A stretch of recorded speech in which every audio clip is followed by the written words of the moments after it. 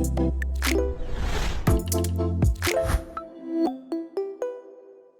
everyone, welcome to the Slice of Healthcare podcast. I'm your host, Jared Taylor. Joining me today is the co-founder of Empirical Health, Brandon Ballinger. Brandon, how's it going? Great. I'm super glad to be here. Someone sees you in a shirt that says Empirical Health on it. What do you tell them when they're like, what does that company do? We're building the future of primary care. So our hypothesis is in 10 years, everyone will have a personal healthcare assistant that's going to help them make proactive choices about their health. And what we think about is primary care today, that once a year doctor's office visit, that's to become more of a feature of that personal healthcare assistant. I don't want this to sound bad because it's not meant to be this way, but you know, there's oftentimes in healthcare, there's things that just seem obvious, right?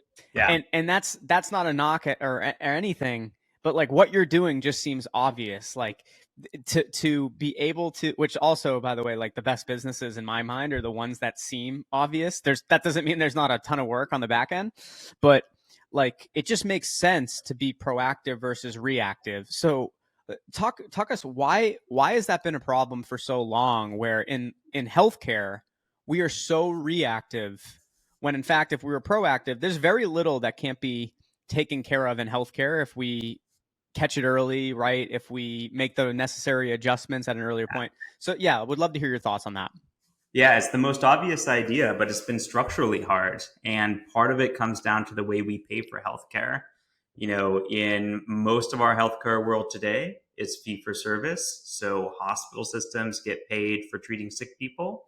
Primary care physicians get paid for doing procedures. No one really gets paid for keeping you healthy.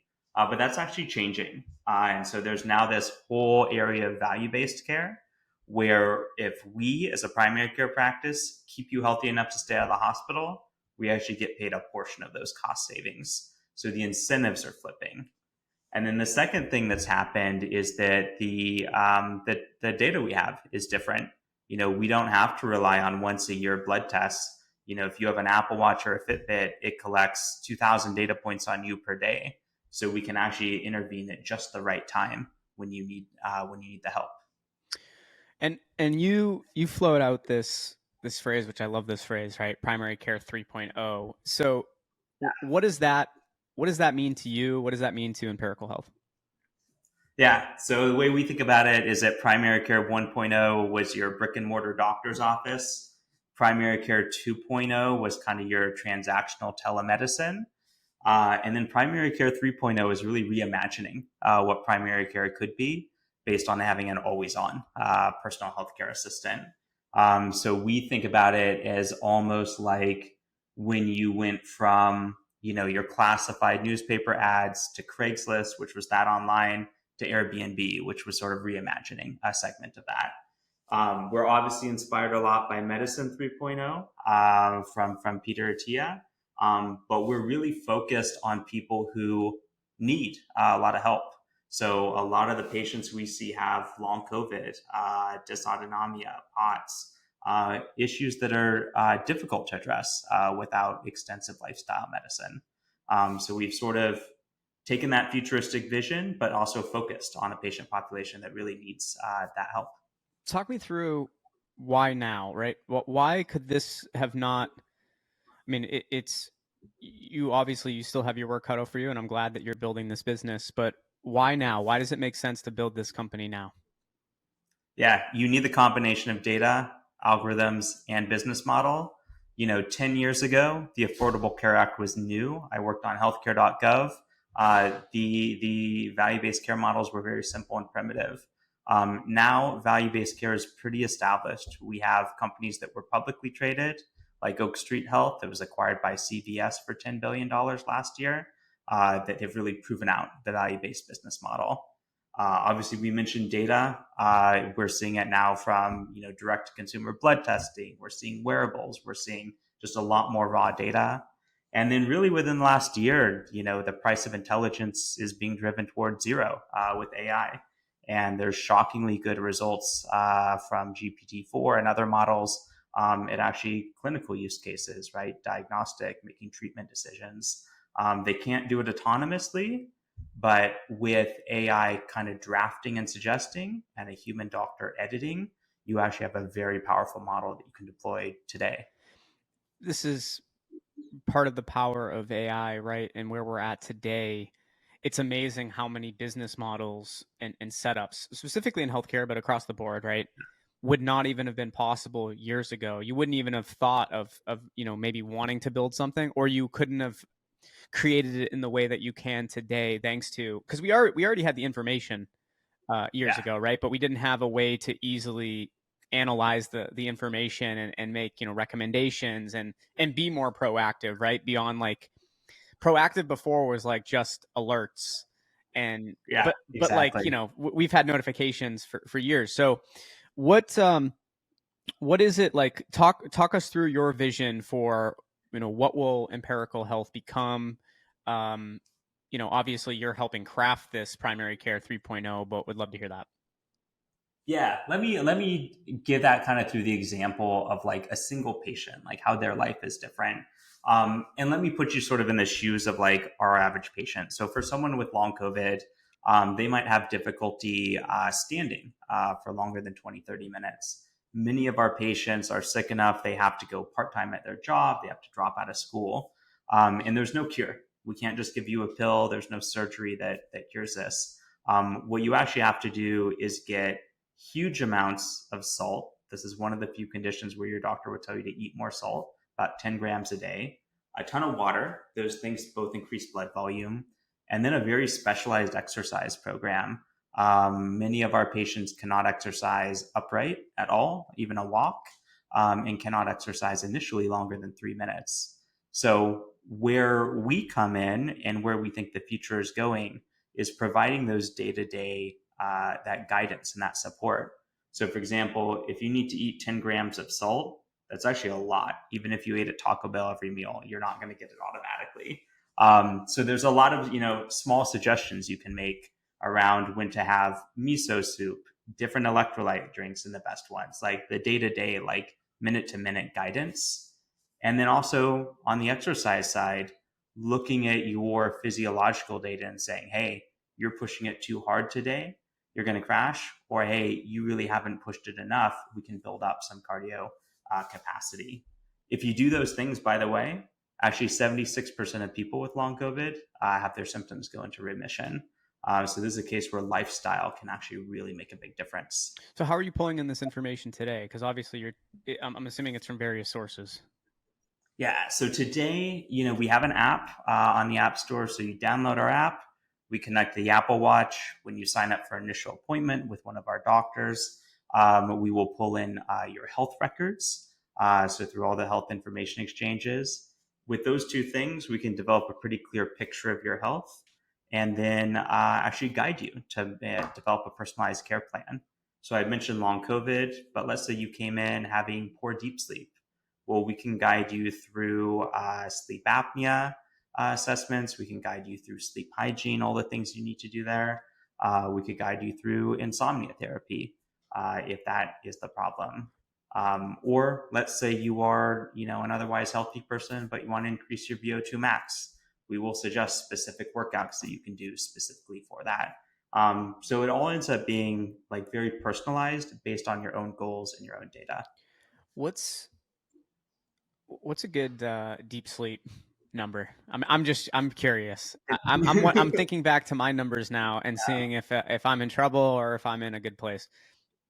We found the average was about 49 minutes a night based on what's measured by consumer wearables. And I can talk about how those are accurate and what errors those make. It's lower than people think.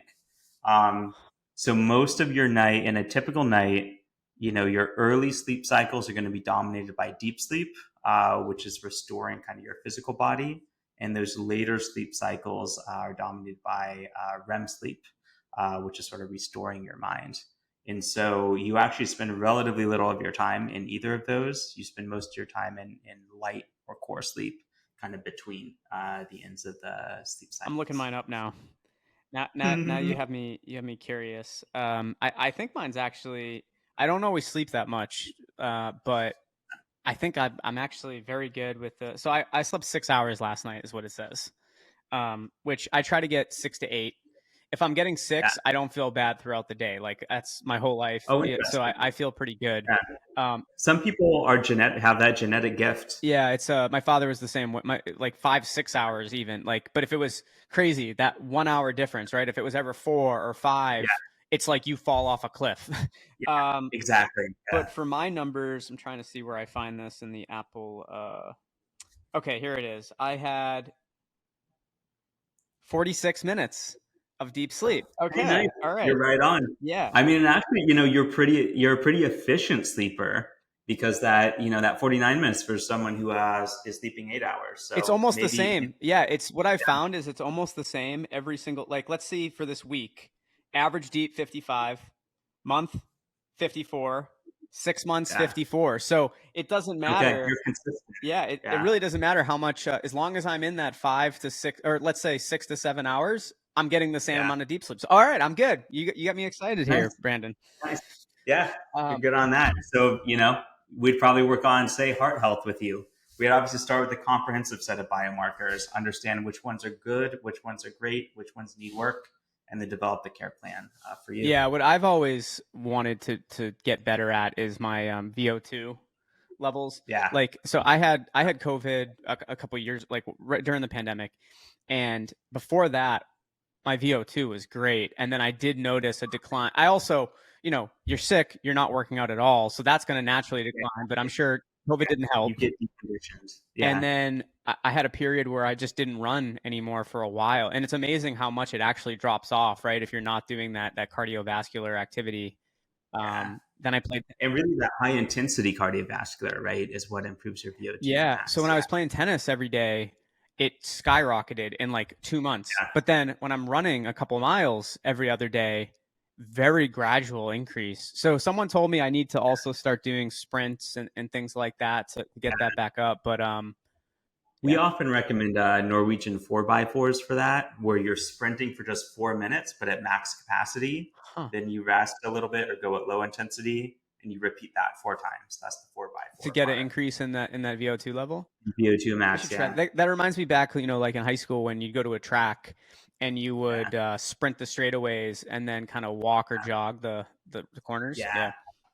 Yeah. Yeah. What's interesting is that, a lot of athletes have this 80-20 split of kind of low intensity zone 2 exercise and then very high intensity sprinting. That pattern, it almost applies across the whole spectrum of health. People we work with who have POTS or dysautonomia, long COVID, etc., they can do much less exercise to start with and they can't do the high intensity to start with, but it eventually becomes that same pattern. And so to me, it kind of shows there are these common like components, these building blocks that you'd use essentially to design a care plan for any person. Are you against what are those things I've been seeing from time to time? You always see the high school kids with them at the track, the like the Bane mask that like makes it harder to what is it? You know Oh, those? You haven't seen them in a that's while, actually but it's new. It's new to me actually. really? No, I haven't seen that, but I get yeah. It's something. People do rucking, right? I mean, that's like the same. Yeah, so I was trying for a while to run without like breathing out of my mouth, Yeah, but I breathe out of my nose when I sleep because I heard yeah, mouth breathing wasn't necessarily good, right? Um, but then when I was trying to do it for like high intensity sprints, I'm like, I can't do like I'm burning up yeah, here. But yeah, supposedly it won't take in as much, so you get your lungs. I don't know if there's any truth to it, but yeah, yeah. it's interesting. I would have to investigate. And I'd have to talk to my co-founder, Dr. Rodriguez, too. But I could see the principle behind that, right? Because when you exercise in a high altitude region where the air has less oxygen, it does train you. So maybe it's doing something analogous to that. So you're really you're a complement to these different wearables out there, right? Because you want that information that goes through Apple. Yeah. So are there any particular wearables like outside of like, I obviously have my Apple Watch. I've been a huge fan of the Apple Watch for a while. I've used Fitbit in the past. All of this information, it really doesn't matter. Like if it's through an iPhone, it all gets funneled to the Apple, Yeah. data anyhow. But have you experienced anything with like Whoop? Yeah, I like Whoop. Whoop is obviously very targeted at athletes as opposed to people who manage chronic conditions. But some of the ideas we've been inspired by. Obviously, people love the scores, the recovery scores. We're a little careful with those because like you really have to invest in the science. If you tell someone they're poorly recovered and they feel fine, or the opposite, you lose trust quickly. But I think Whoop has done a nice job at simplifying all of these data streams into just like a couple of little rings that you look at. So I like what Whoop has done. Obviously, Apple Watch with its atrial fibrillation detection. Samsung has gotten the FDA clearance to detect sleep apnea, so that's very exciting when it comes out later this year. I think a lot of the hardware manufacturers are just doing a great job making the sensors increasingly sophisticated. Yeah, we had one of the good wearable company. It was Be Secure. Come on, that is Yeah. really they're really investing in.